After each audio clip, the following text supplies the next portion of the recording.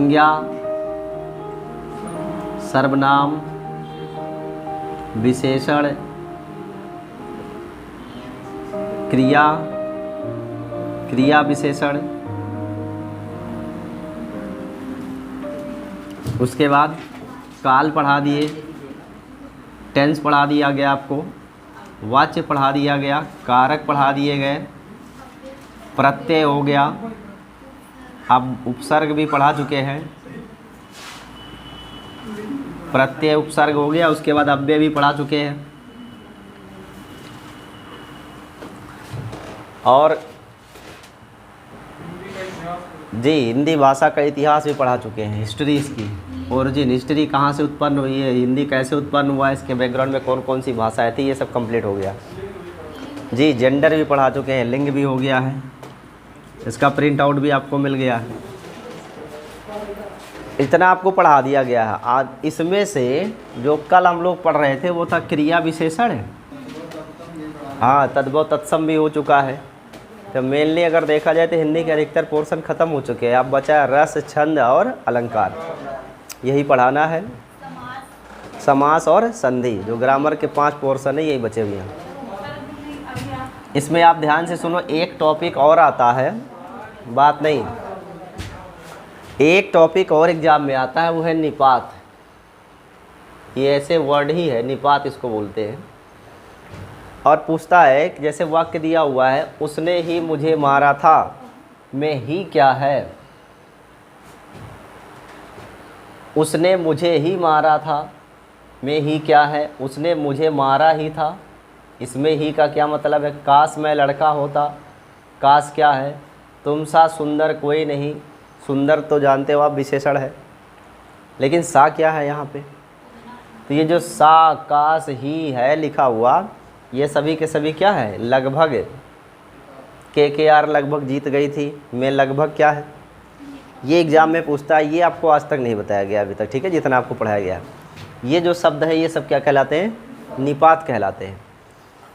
लेकिन इसमें कैटेगरी होती है, इसमें एक कैटेगरी है। जैसे पहली कैटेगरी क्या है, स्वीकृति बोधक निपात।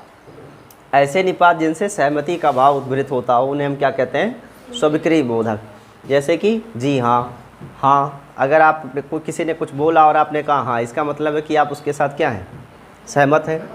तो जहाँ सहमति की बात आएगी वहाँ क्या बोला जाएगा, स्वीकृति बोधक निपात। और जो स्वीकृति बोधक निपात है उसमें जी हाँ, हाँ जी ऐसे ही तो बोलते हैं, जहाँ पर क्या हो, सहमति की बात की जाए। दूसरा क्या है, निषेधात्मक, मना करना। यहाँ मना करने से बात है, मना करना। जैसे ऐसा मत करो, मान लो एक वाक्य लिखा है, ऐसा मत करो,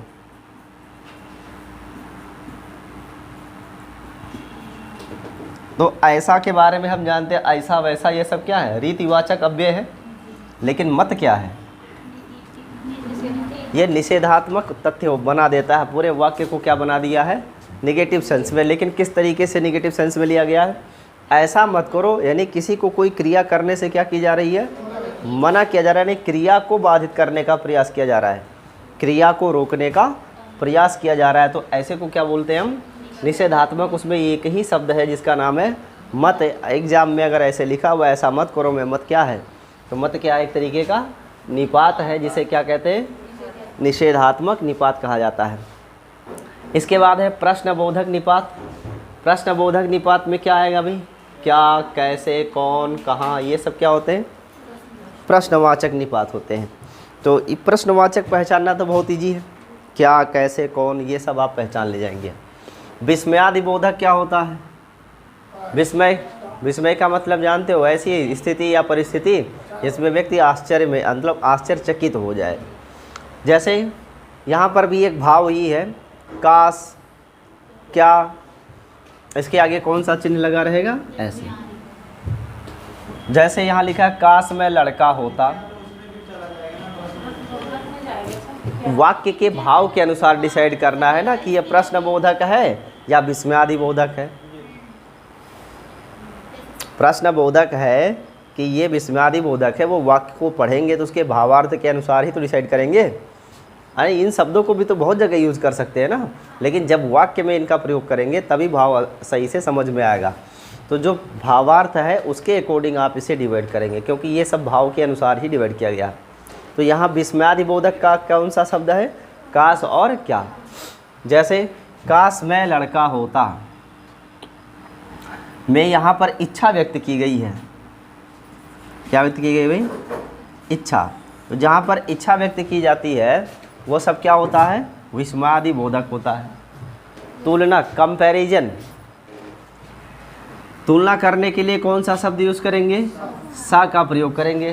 कंपेयर करते, जहाँ भी इसका यूज़ करते हैं इसका मतलब कंपैरिजन है। जैसे अंग्रेजी में देन होता है ना, देन, इसको हमेशा कहाँ यूज़ करते हैं? कंपेयर करने के लिए यूज़ करते हैं। देन, सो, इस तरीके से। ठीक वैसे ही अंग्रेजी के बाद यहाँ हिंदी में निपात में भी एक शब्द है जिसका नाम है सा। इसका प्रयोग यहाँ किया जाता है तुलना करने के लिए, तो इसको बोलते हैं तुलनात्मक निपात। जैसे तुम सा सुंदर कोई नहीं है। अब तुम सा सुंदर कोई नहीं है, इसमें सा के द्वारा हमने क्या किया है?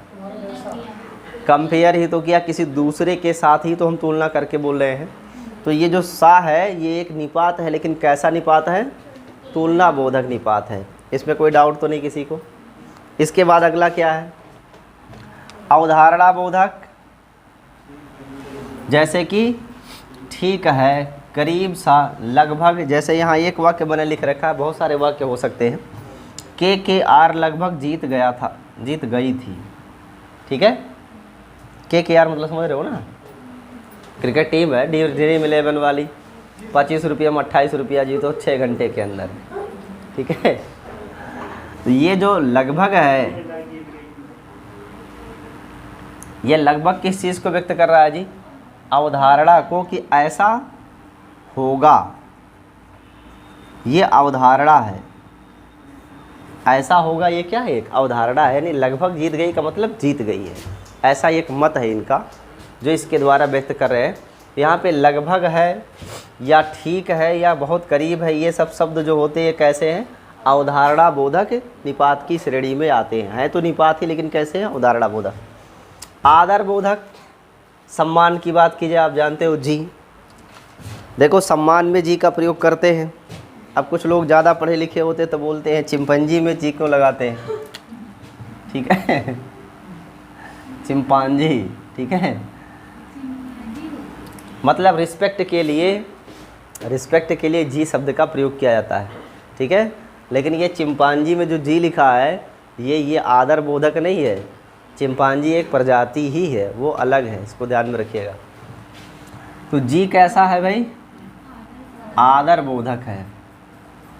और आप जानते हो किसी को रिस्पेक्ट देना हो तो इसका प्रयोग करना चाहिए नाम के बाद, कि नाम से पहले?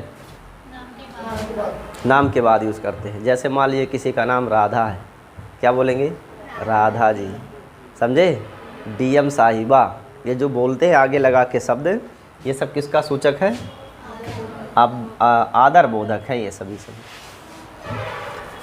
बल जहाँ पर दिया जाए, फोर्सफुली बात की जाए, तो वो बल प्रदायक जो होंगे उन्हें निपातों को ऐसे पहचानेंगे, तो, ही, भी, तक, भर। जैसे यहाँ पर 4 वाक्य लिखे हैं, देखिए। उसने ही मुझे मारा था, यहाँ पे ही ना लगाएं, हटा दें, फिर पढ़िए।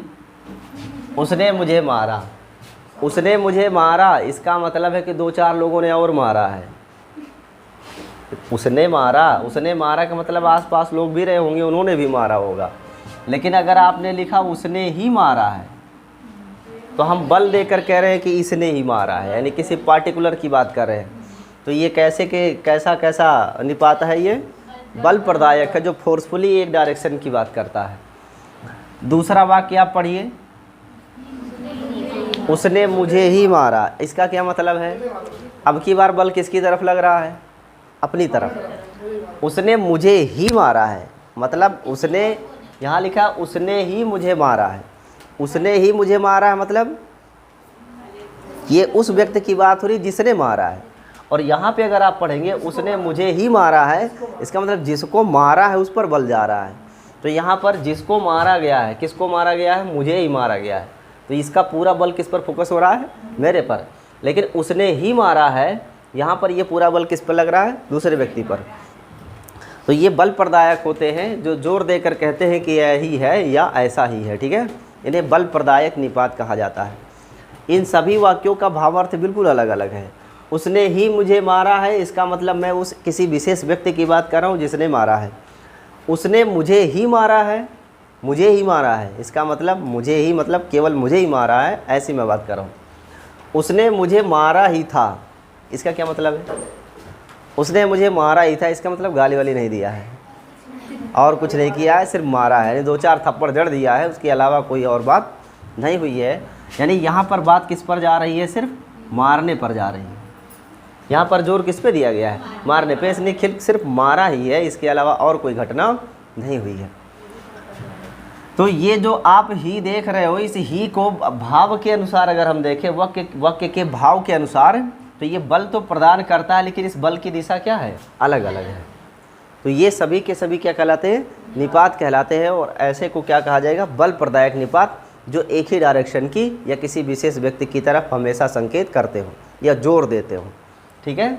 ये वाक्य से आपको समझ में आ जाना चाहिए। इसके बाद लास्ट में एक है, मैंने इसको लास्ट में जानबूझ के लिखा है, नकार बोधक। जैसे यहाँ मत है, ये क्या है? निषेधात्मक है, अर्थात मना कर रहा है, का मतलब क्रिया को बाधित करने का प्रयास किया जा रहा है। ऐसा कहा जा रहा है कि ऐसा मत करो, जैसे यहाँ लिखा है ना, ऐसा मत करो। तो ये एक तरीके का सुझाव है। मत जो यहाँ निषेधात्मक है ना, ये एक तरीका का क्या है? सुझाव है। लेकिन यहाँ नकार बोधक का मतलब ये सुझाव नहीं, ये एक्शन है। जी नहीं, मैं ऐसा नहीं करूँगा, ये क्या है? एक्शन। तो यहाँ थोड़ा ध्यान में रखिएगा, निषेधात्मक ये भी नकारात्मक भाव में और नकार बोधक भी नकारात्मक भाव में होता है। लेकिन जब वो निषेधात्मक होगा तो एक तरीके का ये क्या होगा? सुझाव होगा। लेकिन अगर ये नकार बोधक है तो ये सुझाव नहीं, क्रिया होगी। ये क्या है? क्रिया है। जी नहीं, ऐसा नहीं होगा, ऐसा नहीं हो सकता, या मैं नहीं होने दूंगा, ये सब क्या है? नकार बोधक है। लेकिन कैसे हैं ये? क्रिया के सूचक है, अर्थात एक्शन की बात हो रही है। और जहाँ मत की बात की जाएगी वो एक तरीके का क्या होगा? जैसे आप किसी से कह रहे हो ना, ऐसा मत करो, ऐसा मत करो, इसका मतलब ये है कि आपने उसको सुझाव दिया है, एडवाइस, सलाह दी है कि ऐसा करना गलत है, नहीं करना चाहिए। लेकिन अगर आपने ऐसा कहा नहीं, ये नहीं हो सकता, तब एक्शन की बात है कि अगर वो करना भी चाहेगा तो आप उसे करने नहीं देंगे। ये क्या है? क्रिया की बात है। यही एक टॉपिक बचा हुआ था जो मैंने अभी तक आपको नहीं पढ़ाया था, जिसका नाम क्या है? निपात है। भावार्थ के अनुसार निपात को अलग श्रेणियों में बांटा गया है, इन्हें आप ध्यान में रखेंगे। जैसे पहला क्या है? स्वीकृति बोधक, जिसके द्वारा क्या होती? सहमति। जिन शब्दों के द्वारा सहमति व्यक्त की जाए वो क्या है? स्वीकृति बोधक है। जैसे जी हाँ, हाँ। निषेधात्मक क्या होगा? जो सुझाव दिया जाए बट वो किस सेंस में हो? मना करने के सेंस में हो, नकारात्मक हो, उन्हें हम क्या कहेंगे? निषेधात्मक। प्रश्नबोधक, क्या, कैसे, कौन? ये प्रश्नबोधक। विस्मयादि बोधक की पहचान है किसके? आखिर में एक्सक्लेमेटरी चिन्ह बना रहेगा ना, विस्मयादि बोधक चिन्ह लगा रहेगा। तो उसमें काश, क्या, ऐसा होता है। कंपेयर करने के लिए कौन सा? तुलना करने के लिए कौन सा यूज करते हैं? सा। उसके बाद अवधारणा बोधक में क्या रखेंगे? ठीक है, करीब है, लगभग है, ठीक है। आदर बोधक के लिए क्या शब्द यूज किया जाता है? जी। इसे ध्यान में रखना है, जहाँ जी रहेगा वो आदर बोधक है। बल प्रदायक कौन सा होगा? तो, ही, भी, तक, भर। जैसे बल भर खाया, ऐसा बोलते नहीं है? बल भर खाया मतलब खाया तो ठीक था, लेकिन बल भर खाया नहीं, यहाँ तक पहुँच चुके हैं, अब इसके आगे कोई एडजस्टमेंट नहीं हो सकता है। तो ये क्या है? बल भर खाया। तो का भी आप प्रयोग कर सकते हो। जैसे तुम वहाँ जाते तो थे। हाँ, जाते तो थे मतलब फोर्स किया जा रहा है, ऐसा नहीं है तुम जाते थे, नहीं, तुम जाते तो थे मतलब फोर्सली आपको देखा गया आप जा रहे थे, ठीक है। तो यहाँ पर तो, ही, भी, तक, भर, ये सब क्या है? बल प्रदायक हैं, जिनसे फोर्स की बात की जाती है। मतलब घटना के हमेशा वन डायरेक्शन में बल का यूज़ किया जाता है, जिससे इंडिकेट होता है कि इस पर जोर किस पर दिया गया। जैसे यहाँ है उसने ही मुझे मारा था, तो ही जो प्रयोग किया इसका बल पूरा किस पर गया, जिसने मारा था। यहाँ उसने मुझे ही मारा था, यहाँ पर बल किस पर जा रहा है, क्रिया का, जिसको मारा गया है, अर्थात मुझे। और उसने मुझे मारा ही था में बल कहाँ गया है, क्रिया पर केवल और केवल मारा है, गाली नहीं दिया है। और काश मैं लड़का होता तो 4 दिल होते सीने में, ये काश मैं लड़का होता, ये क्या है, एक तरीके की इच्छा है। तो ऐसे कौन सा बोलते हैं हम, विस्मादि बोधक कहते हैं। ऐसा होगा नहीं लेकिन हो सकता है। तो ये एक निपात टॉपिक है, इसमें से उदाहरण नोट कर लीजिए और ऐसे आप इसको इंडिकेट कर लीजिए। एग्ज़ाम में आएगा तो 100% आप कर पाएंगे। और यूट्यूब पे वीडियो रहेगा, जब तक मन करेगा एक आध बार और देख लीजिएगा।